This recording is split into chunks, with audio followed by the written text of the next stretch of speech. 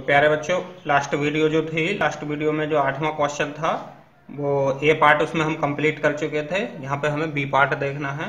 तो B part में इसने बोला था कि चुंबकीय क्षेत्र के साथ जो है वो 30 अंश के एंगल पे प्रवेश करता है।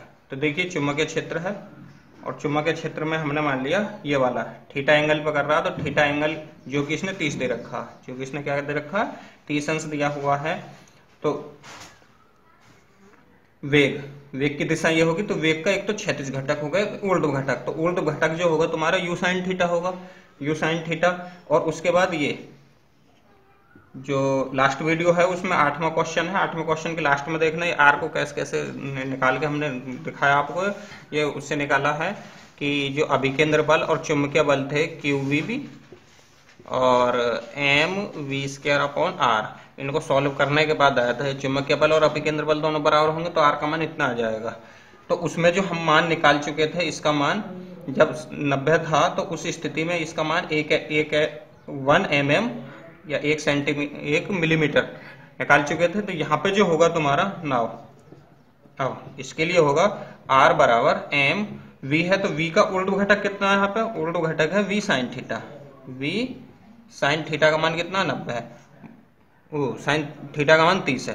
तो साइन 30 अपॉन QB। अब ध्यान दो, इसमें इतने का मान हम पीछे निकाल चुके हैं कैलकुलेशन करके। तो R बराबर 1 गुणा साइन 30 का मान 1/2, तो इक्वल 0.5 क्या जाएगा mm के 8वें का सेकंड पार्ट था। नेक्स्ट क्वेश्चन पे आते हैं।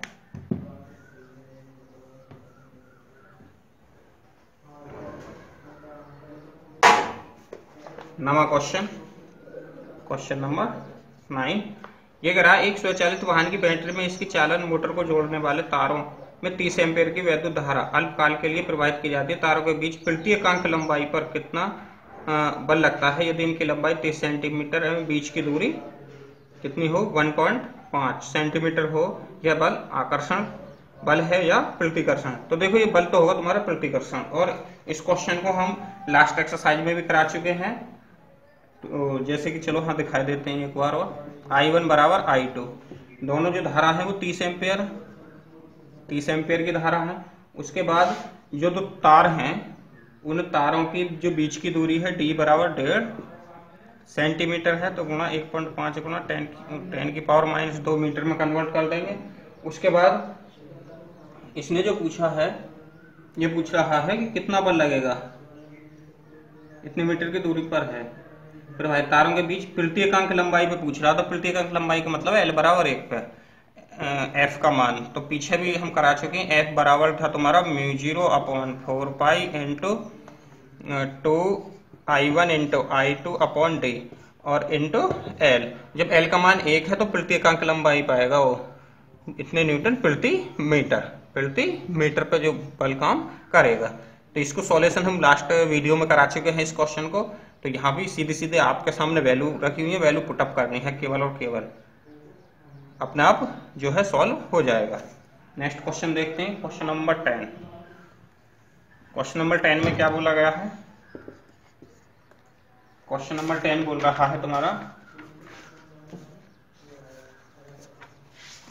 ये कह रहा है एक वृत्ताकार कुंडली जिसमें 20 फेरे हैं और इसकी त्रिज्या 10 सेंटीमीटर है, एक समान चुंबकीय क्षेत्र में रखी है और जिसका परिमाण 0.10 टेस्ला है, जो कुंडली के तल के लंबवत है। यदि कुंडली में 5 एम्पीयर विद्युत धारा प्रवाहित हो रही हो तो कुंडली पर लगने वाला कुल बल युग्म का आघूर्ण, कुंडली पर लगने वाले कुल परिणामी बल क्या होगा, चुंबकीय क्षेत्र के कारण कुंडली के प्रत्येक इलेक्ट्रॉन पर लगने वाला कुल औसत बल क्या होगा। तो देखिए सबसे पहले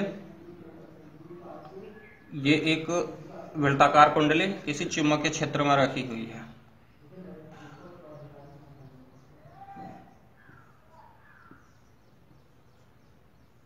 किसी चुंबकीय क्षेत्र में रखी हुई है। ये हुआ, इसकी जो त्रिज्या है R बराबर 10 सेंटीमीटर है,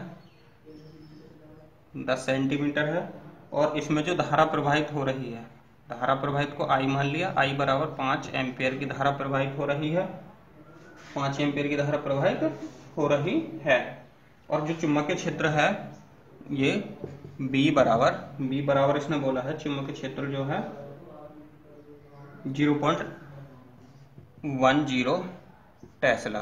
तो किस किस का मान दे दिया यहाँ पे, आई बराबर 5 एम्पियर है और इसकी जो त्रिज्या है आर बराबर 0.1 या ऐसे लिख दो 10 सेंटीमीटर बराबर 0.1 मीटर और बी का मान कितना है तुम्हारा 0.1 टेस्ला 1 टेस्ला।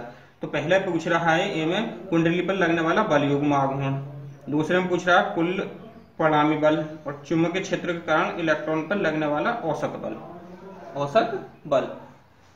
यहाँ सबसे पहले देखिए जब बल युग्म की बात करें तो हमारा बल युग्म टाउ बराबर क्या है एन। अच्छा इसमें फेरों की संख्या और दे रखी है, ऐसे यहाँ पे फेरों की जो संख्या है वो एन बराबर 20 फेरे हैं। कितने 20 फेरे हैं। तो टाउ बराबर होता है तुम्हारा N B I A into sine theta से। और इसके बाद यहाँ नीचे देखिए कुंडली 10⁻⁻2 वर्ग मीटर अनुप्रस्थ क्षेत्रफल वाले तार से बनी है। तांबे मुक्त इलेक्ट्रॉन घनत्व भी दिया हुआ है। तो यहाँ देखिए आप किस किस का मान और दिया, क्षेत्रफल का ए बराबर 10⁻⁻5 वर्ग मीटर दिया हुआ है और इलेक्ट्रॉन घनत्व भी दे रखा है। इलेक्ट्रॉन घनत्व को हम स्मॉल एन द्वारा डिनोट करेंगे। स्मॉल एन बराबर 10⁻29 मीटर की घात 3 या प्रति घन मीटर दिया है। तो यहाँ पे देखिए अब जब बल युग्म की बात कर रहा तो बल युग्म पे जब इसके ये लंबवत है तो लंबन होकर तल के अक्ष पे ये तुम्हारा थीटा का मान यहाँ हो जाएगा 0 और थीटा का मान 0 होगा तो टाउ बराबर एन बी आई ए और सीधा इन मानों को रखना चाहो तो रख लो, लेकिन जब साइन 0 करेंगे तो साइन 0 का मान क्या होता है 0, साइन 0 का मान क्या होगा 0, तो टोटल क्या हो जाएगा 0। पहले का ये निकल के आया तुम्हारा। दूसरे में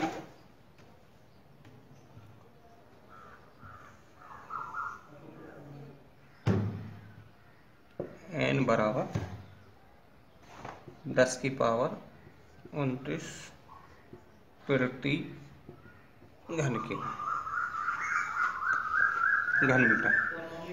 बी में कह रहा है, बी में देखियो बी में बोला इसने कुंडली पर लगने वाला कुल परिणामी बल क्या होगा। अब इसमें हम जानते हैं कि जब एक समान क्षेत्र में रखी हुई कुंडली है तो उस पर जो लगने वाला कुल परिणामी बल होता है 0 होता है। तो यहाँ स्टेटमेंट लिख देंगे वी नो डैट हम जानते हैं कि एक समान चुंबकीय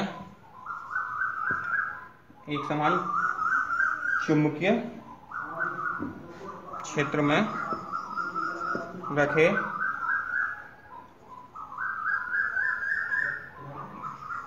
कुंडली पर लगने वाला बल क्या होता है 0 होता है। दूसरे का आंसर ये हो जाएगा, अर्थात जो परिणामी बल है तुम्हारा क्या होगा वो भी 0 ही होगा। अब अगले में कह रहा है देखिए सी वाले में बोला है कि चुंबकीय क्षेत्र के कारण कुंडली में प्रत्येक इलेक्ट्रॉन पर लगने वाला कुल औसत बल क्या होगा। तब औसत बल के लिए सूत्र होगा तुम्हारा F बराबर BI/NA BI/NA। तो वैल्यू डाल दो, B की वैल्यू कितनी है 0.1 या 10 कर दो, कोई प्रॉब्लम नहीं है। I का मान कितना है 5 बटे n दे रखी है 10⁻⁻29 और a का मान दे रखा है 10⁻⁻5 जैसे इसको सरल करते हैं तो सरल करने के बाद ही आ जाएगा 0.5 गुणा, देखिए यहाँ पे नेगेटिव होगी, नेगेटिव होने पे 24 बनी, 24 ऊपर जाएंगे तो 10⁻⁻, क्या हो जाएगा 24, 10⁻⁻24। अब इसको यदि हम ऐसे लिखें 5 गुणा 10⁻, दशमलव को धर लेके गए हैं तो क्या होगी, घात तुम्हारी एक और घट जाएगी। तो 10 की पावर 25 न्यूटन। कंप्लीट हुआ। नेक्स्ट क्वेश्चन देखिए।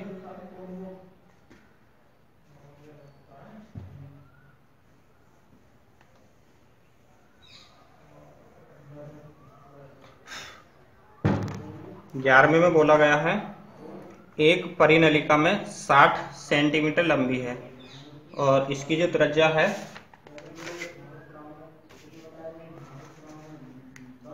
एक परिनलिका जो 60 सेंटीमीटर लंबी है जिसकी त्रिज्या 4 सेंटीमीटर और जिसमें 300 फेरे वाली 3 परतें लपेटी गई हैं, इसके भीतर एक 2 सेंटीमीटर लंबा और 2.5 ग्राम द्रव्यमान का तार इसके केंद्र के निकट अक्ष के लंबवत रखा गया। तार पर परिनलिका का अक्ष दोनों क्षैतिज तल में है।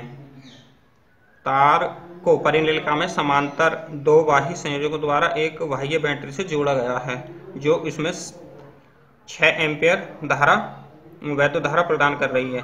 किस मान की वैद्युत धारा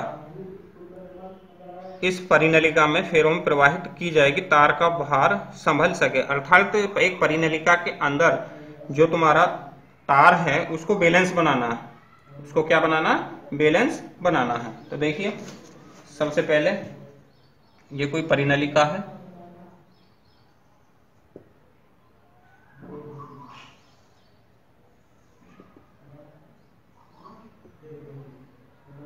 चलो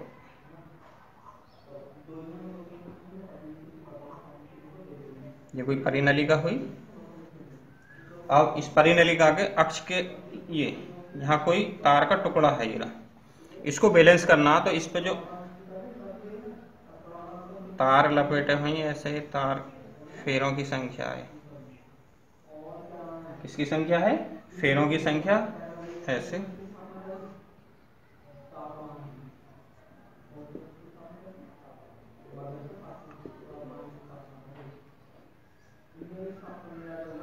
अब इसमें कितनी धारा प्रवाहित की जाए, तो हमने मान ली I1 धारा प्रवाहित की जाए ताकि ये संतुलन में बन जाए। इसमें बन जाए, संतुलन में बन जाएगा। तो ये ऊपर को बल लगेगा और तार का जो भार है वो नीचे की तरफ को लगेगा mg और ऊपर को तुम्हारा बल लग गया F। और परिनलिका की जो लंबाई है उसको हमने मान लिया L1। क्या ले लिया, L1। और L1 का जो मान है कितना है, परिनलिका की लंबाई देख लो,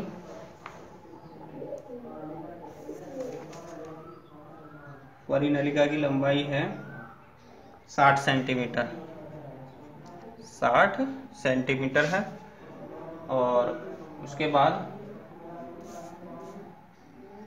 चलो यहाँ लिख लो L1 बराबर 60 सेंटीमीटर बराबर 0.6 मीटर, इतना लिख सकते हैं।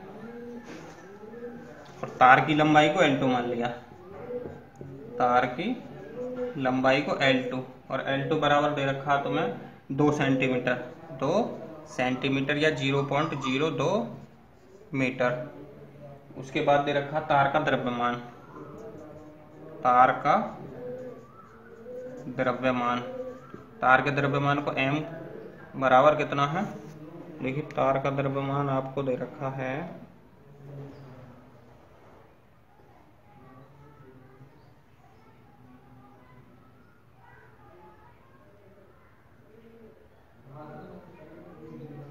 30 फेरे हैं, इसमें 2.5 ग्राम, 2.5 ग्राम को केजी में बदलने टाइम 10 की पावर -3 से क्या कर लिया अपने, गुणा कर लिया। और तार में जो प्रवाहित धारा है, तार में जो प्रवाहित धारा है उसको I2 मान लिया, I2 बराबर इतना 5 एम्पियर की धारा प्रवाहित हो रही है। और उसके बाद 6 एम्पियर है, 5 नहीं है 6 एम्पियर है, 6 एम्पियर की धारा प्रवाहित की जा रही है।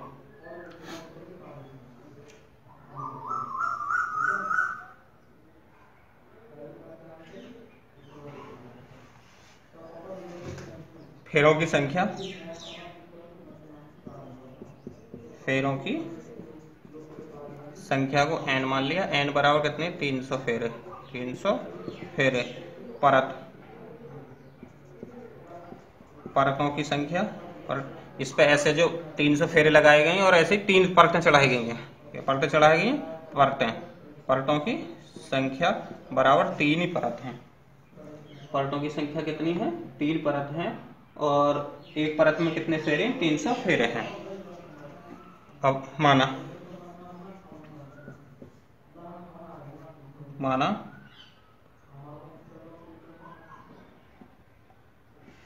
तार के संतुलन के लिए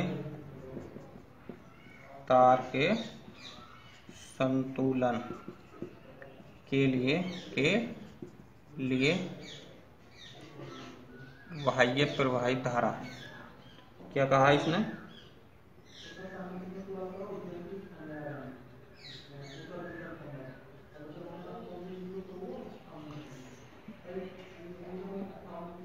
तार के संतुलन के लिए प्रवाहित धारा,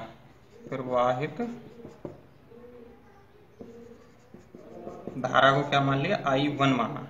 क्या माना? I1 है। अब आइए इम्प्लाई। तो पहले इस परिनलिका का हम क्या निकालते हैं? चुंबकीय क्षेत्र निकालते हैं। तो चुंबकीय क्षेत्र B1 बराबर, इसको चुंबकीय क्षेत्र को हमने क्या मान लिया?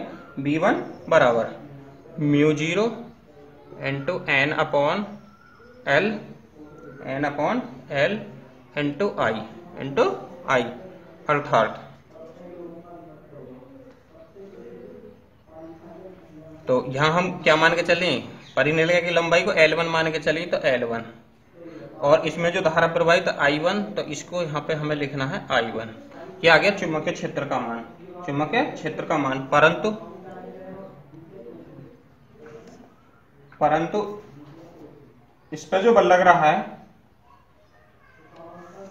वो बल जो होगा, परंतु F बराबर तार पे लगने वाला बल, इस बल की बात कर रहे हैं, परंतु तार पे लगने वाला बल F बराबर क्या होगा तुम्हारा? B1 इसका B1 I2, यह होगा ना BIL, इससे हो गया BIL। BIL के अकॉर्डिंग F बराबर BIL साइन थीटा, जब लंबवत दिशा में है, थीटा का मान 90 होने पे साइन 90 का मान 1, तो क्या होगा? BIL। तो B1 इंटू I इस पे बात कर रहे हैं हम तार पे, तो इस पे जो प्रवाहित धारा है इसमें I2, क्या है? I2 इंटू L2 तार की लंबाई, जो कि संतुलन की अवस्था में भार, इसका जो भार है भार के बराबर ही होगा। किसके बराबर होगा? भार के बराबर ही होगा। संतुलन के लिए F बराबर mg होगा, तो इम्प्लाई ये वाला और ये वाला बराबर हो गया, तो B1 गुणा I2 इंटू L2 बराबर mg। और ये B1 का मान जो अभी हमने यहाँ से निकाला, इसको पुटअप कर देते हैं। जब इसको पुटअप करेंगे तो यहाँ से मान आ जाएगा तुम्हारा, देखिए μ0 N upon L1 into I1 into I2 into L2 बराबर mg। क्लियर हुआ?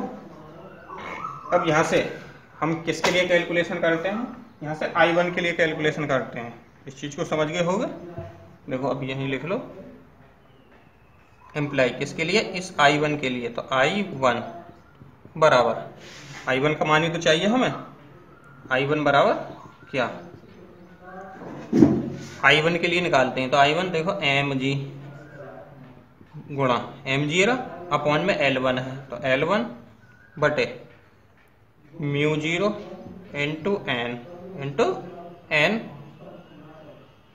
देखो यहाँ फेरों की संख्या और थी, किसकी संख्या थी? फेरों की। तो इंटू में 3 और ले आएंगे। हाँ, इंटू में क्या ले आएंगे? 3 और ले आएंगे, फेरों की जो संख्या थी।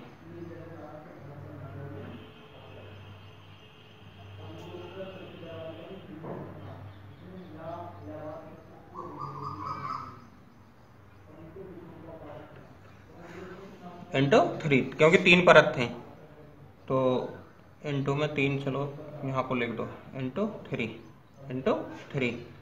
तो क्या क्या रहेगा तुम्हारा, म्यू0 n गुणा 3 गुणा I2 गुणा L2 mg L1 और बटे में आ गया तुम्हारा म्यू0 n 3 I2 और L2। ठीक है जी। अब यहाँ से मानों को रखते हैं इसके को, तो देखिए ऊपर से थोड़ा सा मिटा लेते हैं।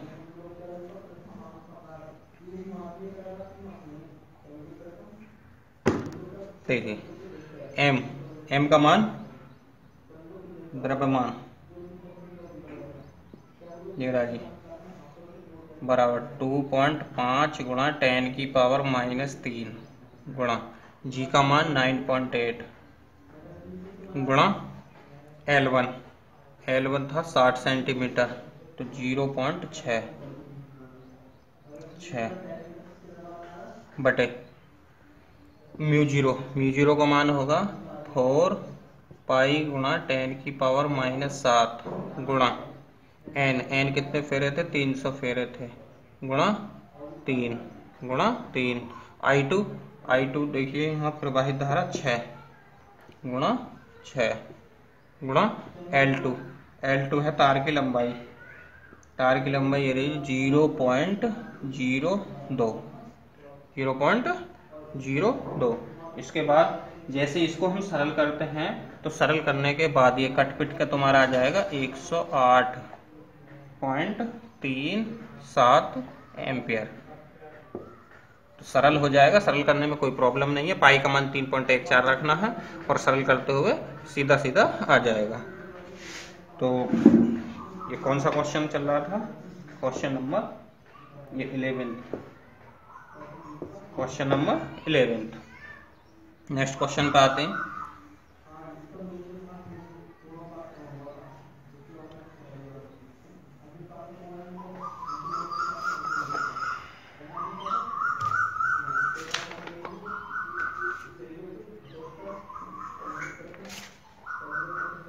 क्वेश्चन नंबर 12 में कह रहा 2 मीटर लंबी परिनलिका में 2 मीटर लंबी परिनलिका में कितने फेरे हैं,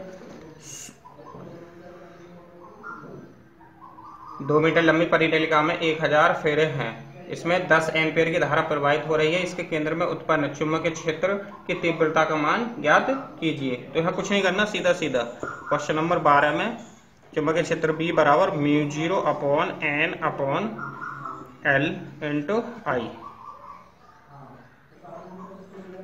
इसका मान जानते हैं, फेरों की संख्या दी हुई है, फेरों की संख्या के बाद एम्पियर का मान दे रखा है 10 और इस परिनलिका की लंबाई 2 मीटर दे रखी है। तो सीधा कैलकुलेशन करना है। 14वें पे आ जाइए, 13वें पे, 13वां क्वेश्चन। 13वें में कह रहा है एक परिनलिका की लंबाई 20 सेंटीमीटर है। परिनलिका की लंबाई 20 सेंटीमीटर, त्रिज्या 1 सेंटीमीटर। परिनलिका की लंबाई को L को हमने 20 सेंटीमीटर मान लिया, त्रिज्या R बराबर हमने क्या मान लिया 1 सेंटीमीटर, और उसमें फेरों की संख्या n बराबर 5000 फेरे, और उसके बाद धारा 0.4 एम्पियर की धारा प्रवाहित हो रही है।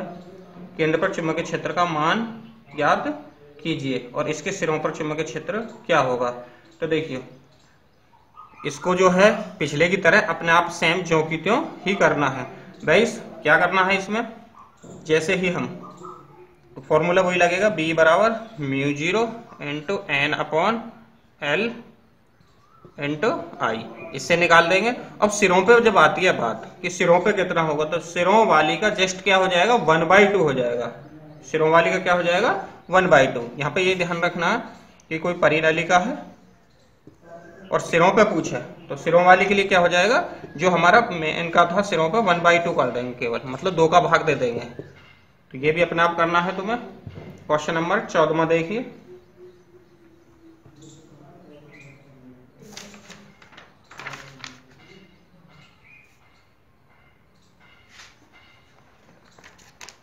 में बोल रहा है एक परिनलिका की लंबाई 1 मीटर, औसत व्यास इतना है।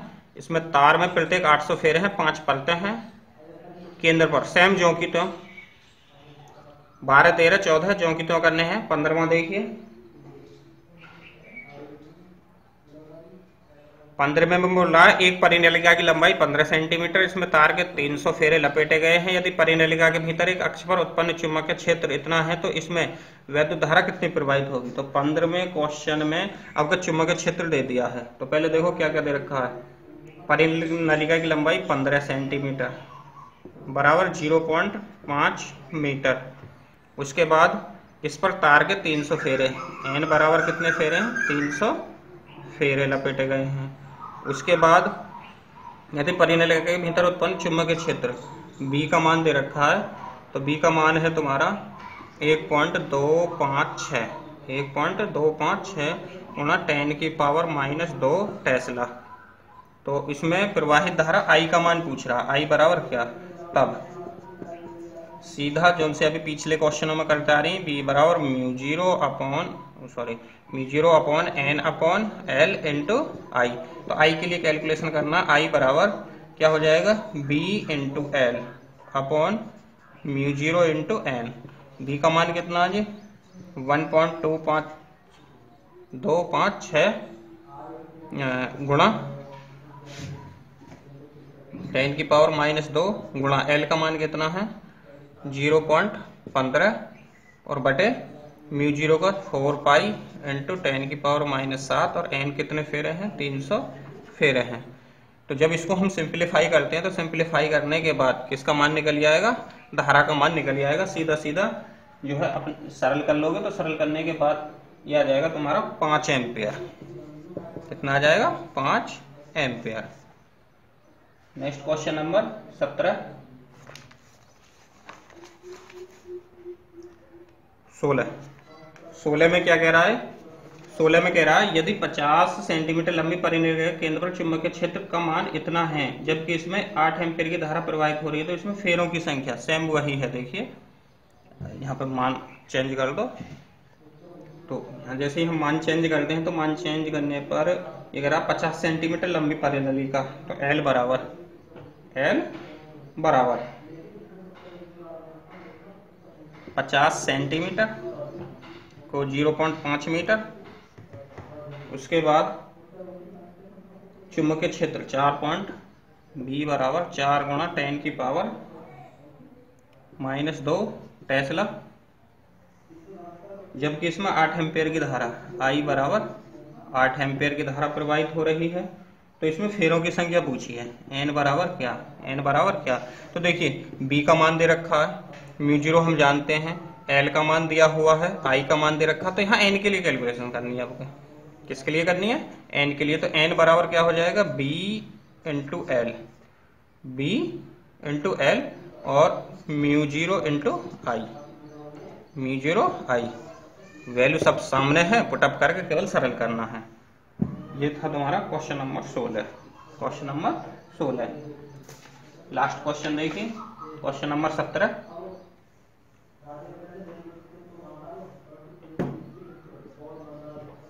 क्वेश्चन नंबर 17 में बोला है तार की एक वृत्ताकार कुंडली में 100 फेरे हैं और प्रत्येक की त्रिज्या 8 सेंटीमीटर है, इसमें इतने एम्पीयर की विद्युत धारा प्रवाहित हो रही है, तो कुंडली के केंद्र पर चुंबकीय क्षेत्र का परिमाण कितना होगा। इस क्वेश्चन को भी हम लास्ट उसमें जो है वीडियो में करा चुके हैं, लेकिन फिर भी एक बार चलो समझ लो किस किस का मान दे रखा। n बराबर 100 फेरे, और त्रिज्या कितनी है, r बराबर 8 सेंटीमीटर बराबर 8 गुणा 10⁻⁻2 मीटर, और इसमें इतने एम्पीयर की धारा I बराबर 0.4 एम्पियर। इसमें प्रवाहित कुंडली के चुंबकीय क्षेत्र का मान पूछ रहा है। B बराबर एक वृत्ताकार कुंडली है, वृत्ताकार कुंडली के केंद्र पर पूछ रहा है, वृत्ताकार कुंडली के केंद्र पर, तब वृत्त के केंद्र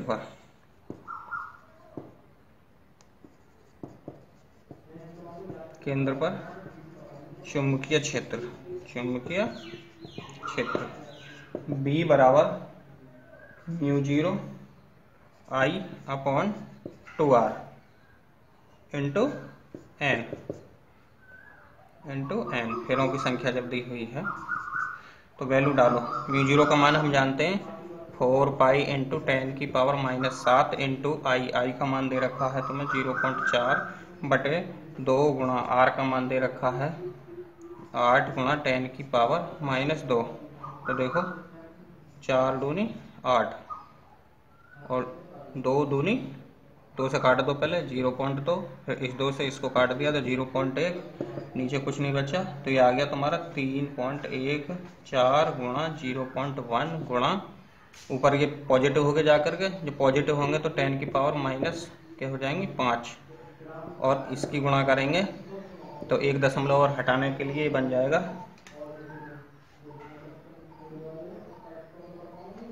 तो या तो इसको छोड़ दो इस प्रकार। देखिए यदि पाई का मान ना काटना चाहो तुम, पाई के मान को जो कि तो रखना चाहो तो पाई इंटू 10 की पावर -4 टेस्ला, या पाई का मान 3.14 रख दो गुणा 10 की पावर -4 इतने टेस्ला, ये आंसर हो जाता है। तो प्यारे बच्चों, इस तरह से आपके जो फिजिक्स फर्स्ट का लेसन नंबर 4 था गतिमान आवेश तथा चुंबकत्व, उसके जो टोटल न्यूमेरिकल है वो कंप्लीट हो चुके। तो यदि किसी को कोई प्रॉब्लम हो तो आप कमेंट बॉक्स में जाकर के अपनी जो समस्या है उसको बता सकते हैं, या सीधा सीधा यहाँ से मैं अपना मोबाइल नंबर आपके सामने जो है लिख रहा हूँ, किसी को कोई प्रॉब्लम है तो बाई कॉल भी पूछ सकता है।